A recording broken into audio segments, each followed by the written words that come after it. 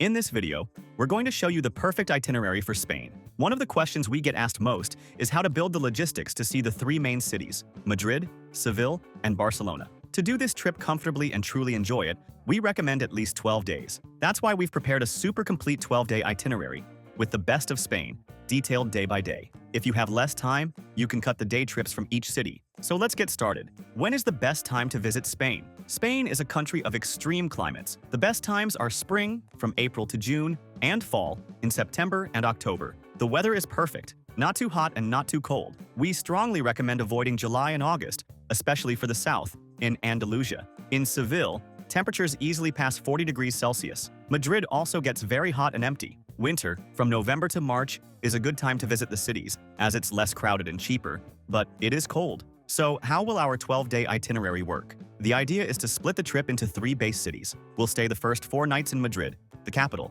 From there, we'll take the high-speed train to Seville, in the south, where we'll stay 4 nights. And from Seville, we'll take a flight to Barcelona, where we'll stay the last 4 nights. Now, let's talk about transportation between cities. To get from Madrid to Seville, the best way by far is the high-speed train, the AV from Renfe, or the new low-cost trains like Ouigo and Irio. The journey takes only 2.5 hours. It's much faster and more comfortable than flying, as you leave from the city center and arrive in the city center. Buy tickets 2 or 3 months in advance to get good prices, starting from €30. To get from Seville to Barcelona, the train is very long, taking more than 5 or 6 hours. Here, the best option is a plane. You take a domestic flight on airlines like Vueling or Iberia. The flight is 90 minutes and is the most efficient way to cross the country. To get around inside Madrid and Barcelona, the metro is your best option. It's efficient, cheap, and covers the entire city. In Seville, the center is small and you can do everything on foot. And a car? Do not rent a car in Madrid or Barcelona, ever. The traffic is chaotic, parking is impossible and extremely expensive,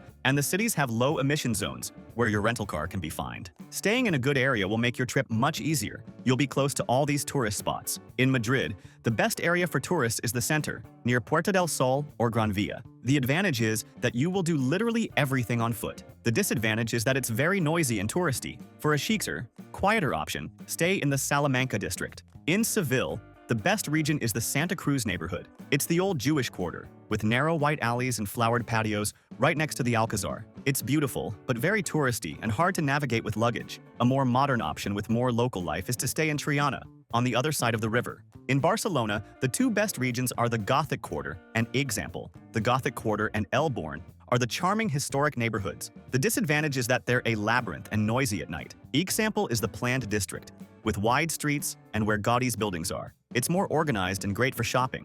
We created this custom map, which explains exactly which is the best region in each of these base cities. If you stay in this marked area, you can't go wrong. We'll leave the link to this map here on the QR code on the screen and in the video description. We created it on the hotel site we always use, as it always has the best prices. There, you can put in your travel dates and see all the hotel options within that location, at the lowest prices. We'll also leave links to the hotels where we've stayed. In every destination, we always recommend one that is very cheap and super well located, and another that's a bit nicer, in the same location but a little more expensive. They are great options. An important tip to save on lodging is the advanced booking strategy. The earlier you book your hotel, the less you will pay. This is why we love using this website. Besides having the lowest prices, it has free cancellation for almost all hotels. You can book as early as possible to guarantee a much lower price. And if you need to cancel later, it's super easy and costs nothing. And remember that in the link below, we always organize everything you need to plan your entire trip for the best price. The sites we use to plan our trips and that have everything much cheaper.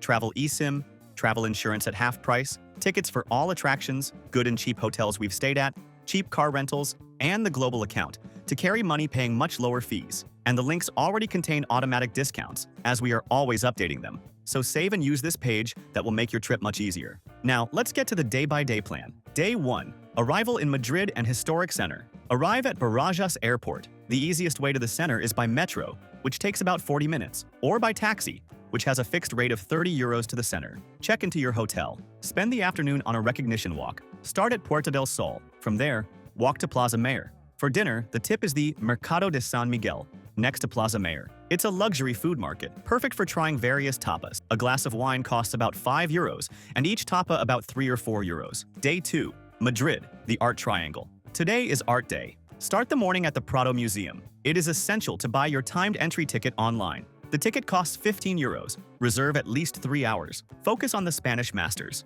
Las Meninas by Velázquez and the dark paintings by Goya. For lunch, find a restaurant in the Huertas neighborhood behind the museum. In the afternoon, cross the street and visit the Reina Sofia Museum. The star here is Picasso's Guernica. The ticket costs 12 euros. In the late afternoon, relax in Retiro Park. Rent a rowboat on the lake, which costs about 8 euros, and visit the Crystal Palace. Day 3. Madrid, Royal Palace and shopping. Start the morning at the Royal Palace. The ticket costs about 12 euros and must be bought in advance. The visit inside is stunning. Next to it, visit the Almudena Cathedral. For lunch, go to El Tigre. It's a famous cheap tapas bar. You pay 4 euros for a beer and get a giant plate of tapas for free. In the afternoon, it's time for shopping. Walk down Gran Via, the main avenue, full of stores like Zara, Mango, and Primark. For luxury, go to the Salamanca district. At night, see a flamenco show. Cardamomo is one of the most famous. The show with a drink costs about 40 euros. Day 4. Day trip to Toledo. Today is for an unmissable day trip.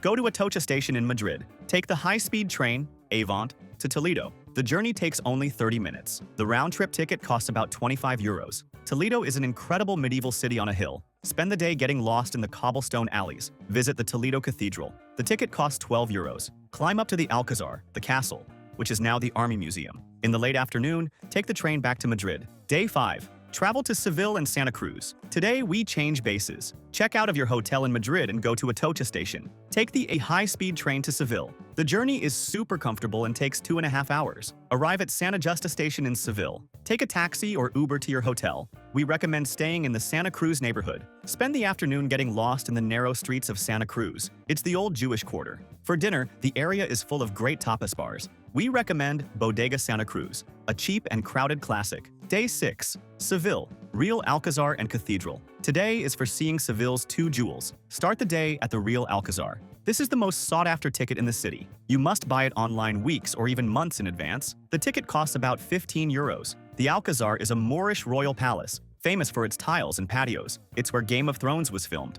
Reserve at least 2 to 3 hours. For lunch, have tapas in Santa Cruz. In the afternoon, visit the Seville Cathedral. It's the largest Gothic cathedral in the world. The tomb of Christopher Columbus is inside. The ticket costs 12 euros. With the same ticket, climb the Giralda. It's the former minaret, now the cathedral's bell tower. The ascent is up 35 ramps. The view from the top is spectacular. Day 7. Seville, Plaza de España and Triana. In the morning, go to Plaza de España. Prepare to be amazed. It's a giant semicircular plaza. It has bridges crossing a canal where you can rent a rowboat for 6 euros. Entry is completely free. Afterward, walk through Maria Luisa Park. In the afternoon, cross the bridge to the Triana neighborhood. It's the bohemian cradle of flamenco. It's famous for its ceramics. Visit the Mercado de Triana. At night, you must see a flamenco show in Triana. It's much more authentic. We recommend Teatro Flamenco Triana. The ticket costs about 25 euros. Day 8. Day trip to Cordoba. Today we'll take a day trip to see one of the wonders of the world. Go to Santa Justa station and take the high-speed train to Cordoba. The journey takes only 40 minutes. Walk 20 minutes from the station to the main attraction, the Mezquita Cathedral of Cordoba. It's a unique place, a gigantic Islamic mosque with hundreds of red and white striped arches with a Christian cathedral built right in the middle of it. The ticket costs 13 euros. Afterward, get lost in the Juderia, the Jewish quarter, with its white alleys and flowered patios. Have lunch in Cordoba. The typical dish is rabo de toro, oxtail, and salmorejo. In the late afternoon, take the train back to Seville. Day 9. Flight to Barcelona and Sagrada Familia. Today, we change bases. Check out of your hotel in Seville and go to the airport, SVQ. Take a domestic flight to Barcelona. The flight takes 90 minutes. It's much faster than the 5-hour train. Arrive at El Prat Airport, BCN. Take the Aerobus or Metro to the center. Check into your hotel. Spend the afternoon at the #1 attraction in Barcelona, La Sagrada Familia. You must buy your ticket online weeks or even months in advance. The basic ticket costs about 38 euros. Reserve at least 2 hours. Day 10. Barcelona, Gaudi's works. Today is Gaudi Day. Start the morning at Park Güell. The main area, the monumental zone, with the mosaic benches, is ticketed. The ticket costs 10 euros. Buy in advance. For lunch, eat in the Gracia neighborhood, which is a charming area near the park. In the afternoon, head down to Passeig de Gràcia. This is the chic avenue in Barcelona. It's where the other two famous Gaudi houses are, Casa Batlló and Casa Milà, La Pedrera. The entrance fee for the houses is very expensive, over 35 euros each. We recommend admiring the facades from the outside. For dinner, go to Mercado de la Boqueria. Some tapas bars in the back, like El Quim de la Boqueria, serve incredible dinners. Day 11. Barcelona, Gothic Quarter, and beach. Today, we'll explore the oldest part. Start the day walking down Las Ramblas. Be careful. This is the worst place in the world for pickpockets. Enter the Mercado de la Boqueria to see the fruits and juices. Then, get off Las Ramblas and get lost in the Gothic Quarter. It's a labyrinth of medieval streets. Visit the Barcelona Cathedral. Continue walking to the El Born neighborhood. It's even more charming. In the afternoon, walk to Barceloneta Beach. It's the urban beach. Sit at a chiringuito, a beach bar, and order a sangria. For dinner, eat the famous paella in Barcelona. The Can Soleil restaurant is a classic. Day 12. Final shopping and departure. On your last day, enjoy the morning for shopping. The best street for Spanish brands like Zara is Portal de l'Angel. The prices for Zara in Spain are much cheaper. If you want an outlet,